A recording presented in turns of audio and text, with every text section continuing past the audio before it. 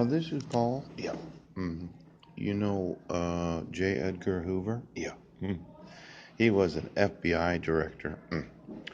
And when I read the book, The President, Ike Eisenhower, Yeah. hmm it seemed that Hoover Yes.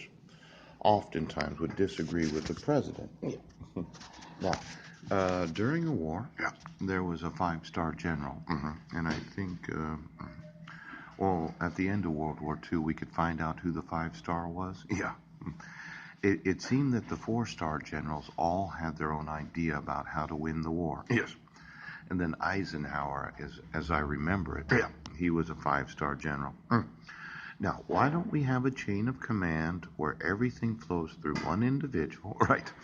And before we decide to cause this pandemic scare in every business of the United States, why don't we reiterate the thought that if it's your time to go, you're going to go, and we're not going to bankrupt the economy to prevent that? Now, it seems mean. Yes, it does. But we had a five-star general, and then there was a six-star also. Yes. Now, if you go to the Wikipedia, Yeah. hmm you'll find out about the command structure of World War II. Now, it looks like we're fighting a war Yes. using economic stipulation. But we're making these decisions without any consideration about how it's actually affecting the economy. Yes. Now, our concern is Yes. that the economy is going to stall somehow. Yes. And my concern is if you close your business because you're afraid that you're going to die, Yeah. that's going to have an effect on the economy. Now, I'm sure the Federal Reserve took into consideration Yes. that every business that shuts their doors Yes. is one less business making money. Now, maybe we could use a different tactic. Yes. Where we evaluate what's needed, Yes. and then we decide how to stimulate the economy, Yes. based upon the number of businesses that keep their doors open. Yes. It doesn't matter how much credit you have available. Yes. If every hotel and casino closes in Las Vegas, Yeah. because they don't need to borrow money unless they're operating. Yes, right now. Now, let's reevaluate the command structure of the United States. I know there's a president, there's a Congress, and then there are generals and admirals, Yes.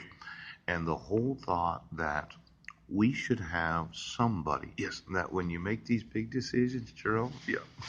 and you say, well, we're going to buy up $700 billion of treasury debt, and we're going to lower interest rates to 0%. Yeah.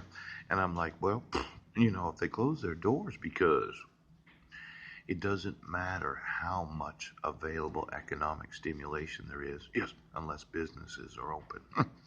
So somebody, Yes. could sit back and they could look at the number of businesses that are closing, Yes. the number of schools that are closing, Yes. and they could reevaluate the actual risk to the economy right now. Now, it's available that, well, there could be a general. There could be an admiral. I mean, before we declare martial law and completely suspend, Yes. habeas corpus, before we declare that public emergency, Yes. known as public safety, before we remove all of the protections of the United States, let's change the command structure, Yes. so that we, Yes. have some say about what is smart and what is not. Now, I would say that every business should leave their doors open. Yeah. And this idea that we're just going to tape off areas where people would sit within 6 feet of each other, Yeah. we should discourage that. Yes.